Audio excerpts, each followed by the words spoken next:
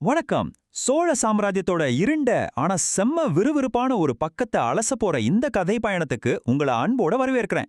மர்மங்கள், சூழ்ச்சிகள், சொல்லப்படாத ரகசியங்கள்னு நிறைஞ்ச அந்த பழங்கால அரண்மனைக்குள்ள நாம இப்ப போக போறோம். சரி, லேட் பண்ணாம நேர கதைக்குள்ள போயிடலாமா? சோழ நாட்டுல மன்னருக்கு பிறகு அதிக அதிகாரம் கொண்டவர் பழுவேட்டரையர். இது சும்மா ஒரு சாதாரண வரி இல்லைங்க, இது ஒரு மாபெரும் எச்சரிக்கை. இவரோட பேரை கேட்டாலே சோழ நாடே கொஞ்சம் நடுங்கும். அப்படிப்பட்டவரோட அரண்மனைக்குள்ள நுழையிறதே ஒரு பெரிய ஆபத்து. ஆனா நம்ம வந்தியத்தேவன் எவ்ளோ பெரிய துணிச்சலோட அந்த திகிழூட்டும் இடத்துக்குள்ள இப்ப அடியெடுத்து வைக்கிறான் பாருங்க. ஆனா அவன் ஏன் இவ்ளோ ஆபத்தான ஒரு இடத்துக்கு வரணும்? கொஞ்சம் ரீவைண்ட் பண்ணி பாப்போமா. வந்தியத்தேவன் தங்கிட்ட இருந்த அந்த மிக முக்கியமான ரகசிய ஓலைய பத்திரமா கொண்டு வர்ற வழியில யானோ அதை திருட முயன்றாங்க. ஞாபகம் இருக்கா? அவங்க கிட்ட பாண்டியர்களோடது மாதிரியே ஒரு மர்மமான சின்னம் வேற இருந்துச்சு. இந்த மாதிரி அடுத்தடுத்து நடந்த ஆபத்தான சூழ்நிலைகள் தான் வேற வழியே இல்லாம அவனை நேரா இந்த பலத்த பாதுகாப்பு நிறைந்த அரண்மனைக்கு கொண்டு வந்து நிறுத்தியிருக்கு. இப்போ அந்த அரண்மனையோட ஆபத்தான வாசல்ல என்ன நடக்குதுன்னு பாப்போம். பிரம்மாண்டமான கோபுரங்கள், அசைக்க முடியாத கச்சுவர்கள், அரச முத்திரையோட பறக்கிற கொடிகள், சுத்தி சுத்தி ஆயுதமேந்திய காவலாளிகள், இப்படிப்பட்ட ஒரு கோட்டைக்கு முன்னாடி தான் வந்தியத்தேவன் நிக்கிறான். இதுல நீங்க புரிஞ்சுக்க வேண்டிய ஒரு முக்கியமான விஷயம் என்னன்னா, பழுவேட்டரையர் அப்படிங்கிறது ஒரு தனி மனுஷனோட பேர் மட்டும் கிடையாது. அது சோழ நாட்டுல இருக்கிற அசைக்க முடியாத ஒரு பயங்கரமான அதிகாரத்தோட அடையாளம். சொல்லப்போனா பலருக்கு மன்னரை விட இவரை பார்த்தா தான் கொலை நடுங்கும்.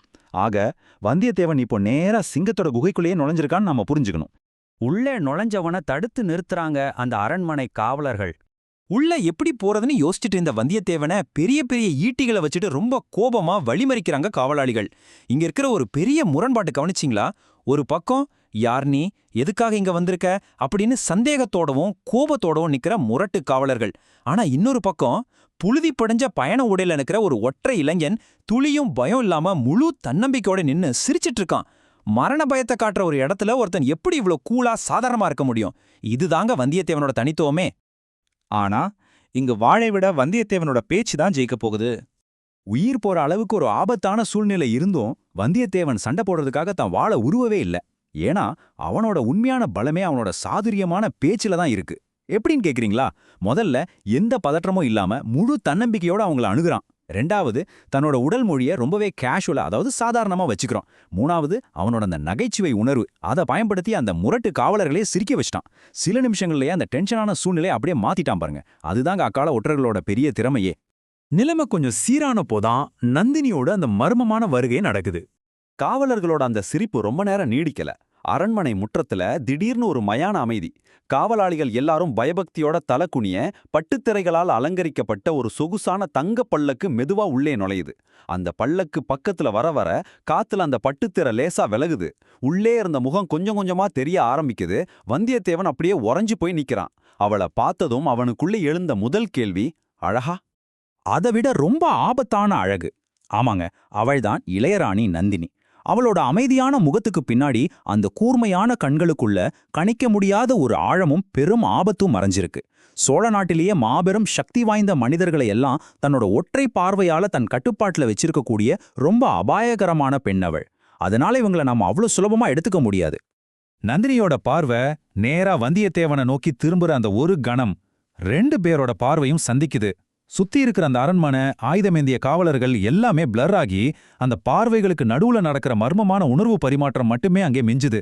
நினைச்சு பாருங்க, இது எவ்வளோ செம்மையா, எவ்வளோ உணர்ச்சிகரமா இருந்திருக்கும். அந்த ஒற்றை பார்வையிலேயே 2 பேருக்கும் ஒரு விஷயம் ரொம்ப தெளிவா புரிஞ்சிருச்சு. இந்த பெண் சாதாரண ஆள் கிடையாது.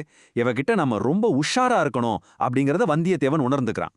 அதே சமயம் அவ்வளோ பெரிய கூட்டத்துல ஒருத்தனா நின்னுட்டு இருந்தாலும் நந்தினி அவனை ரொம்ப துல்லியமா நோட் பண்ணிட்டா.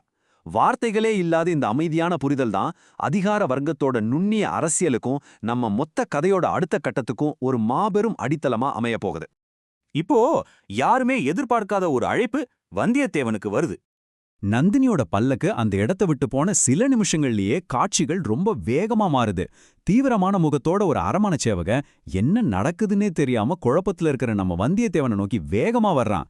அவனை புடிச்சு சிறையில போட போறாங்களா இல்ல துரத்தி விட போறாங்களா? அந்த சேவகன் வந்தியத்தேவன் கிட்ட சொன்ன வார்த்தை நம்மளையே அதிர வைக்குது. இளையராணி நந்தினி உங்களை சந்திக்க விரும்புறாங்க. அவனை தண்டிக்கிறதுக்கு பதிலா அந்த ஆபத்தான ராணி அவனை நேரா தன்கிட்ட வரச்சொல்லி அழைப்பு விடுத்திருக்கா. இது யாருமே கொஞ்சம் கூட எதிர்பார்க்காத ஒரு மாபெரும் ட்விஸ்ட். இப்போ நம்ம முன்னாடி இருக்கிற மிகப்பெரிய கேள்வி இதுதான். இந்த சந்திப்பு அவனோட விதிய மாற்றுமா? சிங்கத்தோட குகைக்குள்ள போனவன் இப்போ அந்த சிங்கத்துக்கிட்டயே நேரடியா சிக்க போறானா? இல்ல அவனோட அந்த அசாதாரணமான சாதுரியம் அவனை காப்பாத்துமா? இந்த ஒரு சந்திப்பு ஒட்டுமொத்த சோழ சாம்ராஜ்யத்தோட வரலாற்றையே எப்படி புரத்தி போட போகுதுன்னு நினைக்கும் போதே ரொம்ப சுவாரஸ்யமா இருக்குல்ல? இத பத்தி நீங்க என்ன நினைக்கிறீங்க? இந்த கேள்வியோடவே இன்றைய வரலாற்று ஆலோசனை நான் நிறைவு செய்றேன். அடுத்தடுத்த சுவாரஸ்யங்களை நோக்கி உங்களோட தேடலை தொடருமே.